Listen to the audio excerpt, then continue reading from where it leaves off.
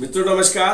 आप देख रहे हैं धर्मनिष्ठ पत्रिका का यूट्यूब चैनल दस्तक मीडिया। मैं विनोद शुक्ल आपको सुना रहा हूं बाबा नीम करोली की अद्भुत गाथाएं।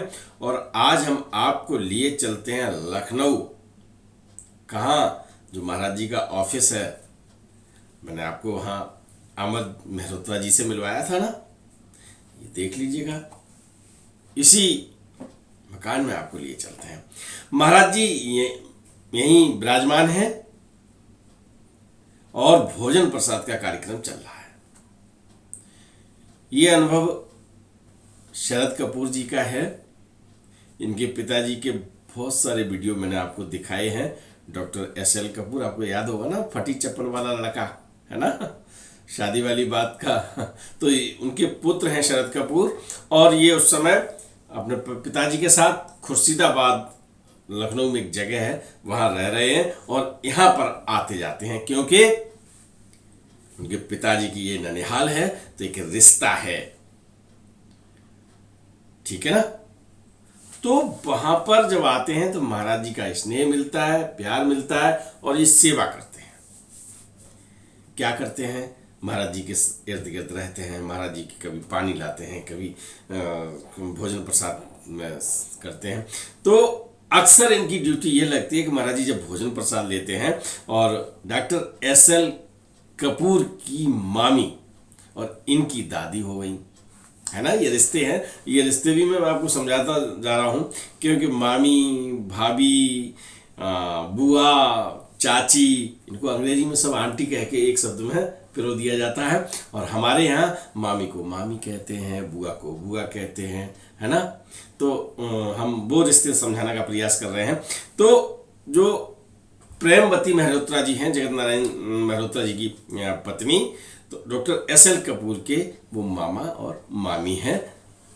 प्रेमवती मेहरोत्रा भोजन बनाती हैं और वो वहां से लाके दे रहे हैं।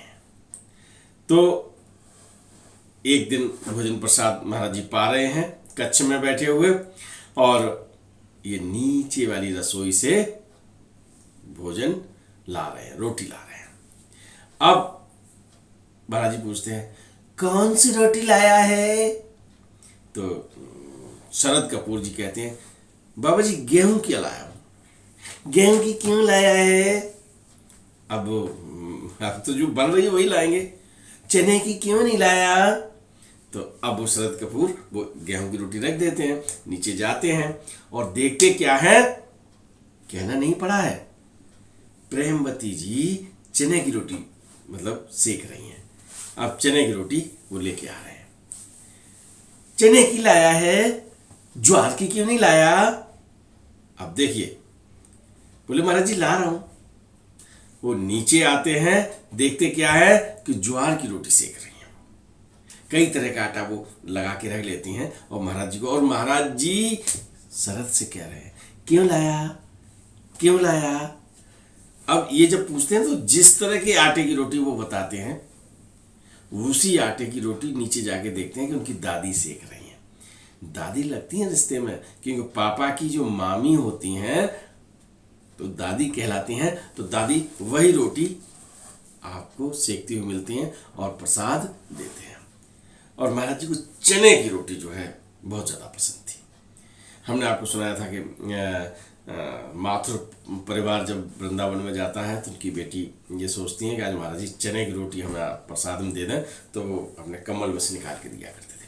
तो इस तरह शरद कपूर जी बताते हैं कि हम जब सेवा करते हैं तो हमें बड़ा आनंद आता है।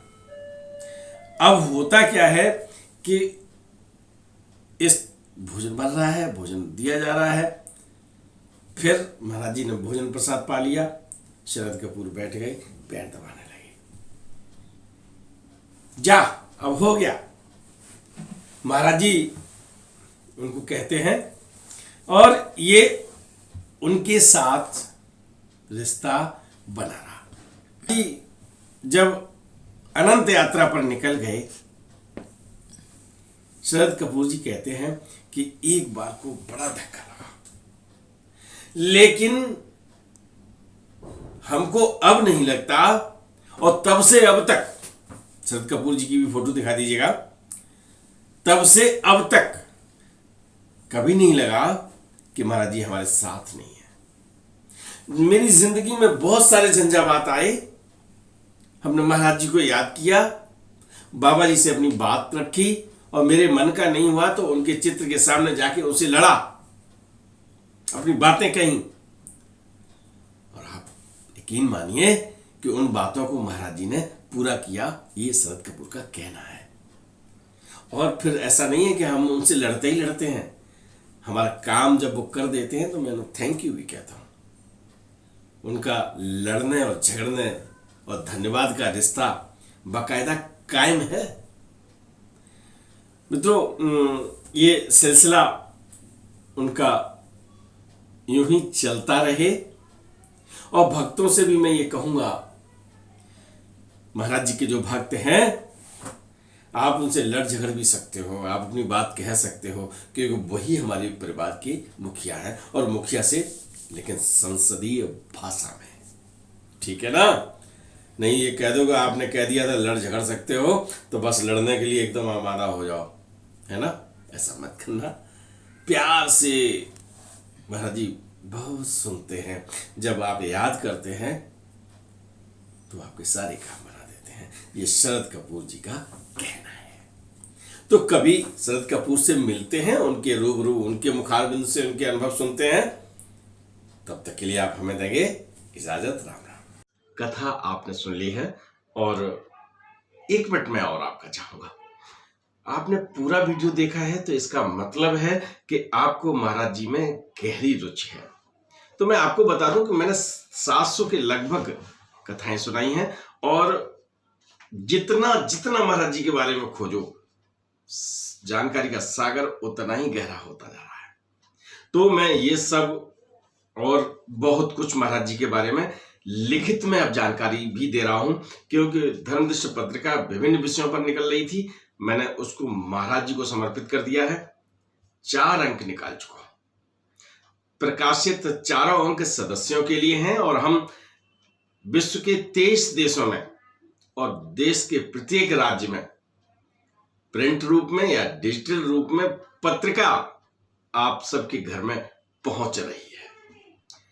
पत्रिका में विशेष जानकारी महाराज जी की है, पूरी की पूरी उसी को समर्पित है। पूरी पत्रिका में केवल महाराज जी का पूरा कलेवर है। आप पढ़ना चाहेंगे या परिवार के सदस्यों को भी पढ़ाना चाहेंगे, देख लीजिएगा। अगर आपका निर्णय पढ़ने का है और परिवार के सदस्यों को बाबा की जानकारी से परिपूर्ण करने का है, तो आप 94 11 85 18 32 पर व्हाट्सएप पे पत्रिका लिख दीजिए, या सदस्य बनना चाहता हूं, या मिस्ड कॉल दे दीजिएगा इसी नंबर पर, आपको पूरी जानकारी